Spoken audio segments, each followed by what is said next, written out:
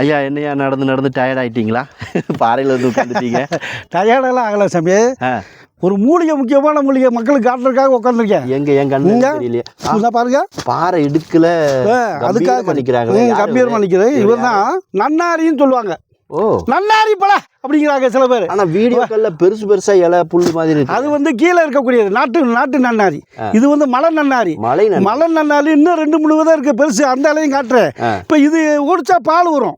ஓ, இந்த பாருங்க, இந்த வருதா பால், பால் வருதா? அப்படின்னா நன்னாரின்னு அடையாளம் தெரிஞ்சுக்க வேண்டியதுதான். அடையாளம் காணிக்கலாம். அது மட்டும் இல்ல, இதை வயலை விட்டு மெல்லலாம். நன்னாரி தான் சாப்பிட்றது. சர்பத் சாப்பிட்றோம், நன்னாரி சர்பத்து. அதான் ஒரு 5 இலை 10 இலை கூட சாப்பிடலாம். ஒன்றும் செய்யுது. மூலாதார சூடை சரி பண்ணக்கூடிய அருமையான மருந்து. மூலாதார சூடு தானே மெயின். அந்த சூடு என்னென்ன வாய்வு கிளம்புது. இன்னைக்கு கர்ப்பப்பை சார்ந்த பிரச்சனை, பைல்ஸ், ஹெர்னியா எல்லாமே மூலாதார சூடால தானே வருது.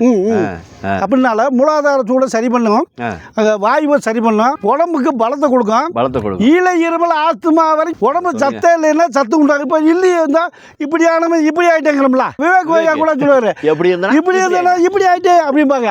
அப்படி இருந்தா இப்படி இருந்தவனா இப்படி ஆக்கக்கூடிய மூலிகை. அற்புதமா வேலை செய்யக்கூடியது. இது வந்து மலை நன்னாரி. மலை நன்னாரி கிடைக்கலன்னு வருத்தப்பட வேணாம். கிடைச்சா புழுங்க, கிடைக்காட்டி கீழே நாட்டு நன்னாரி இருக்குது, அதையும் சாப்பிடலாம்.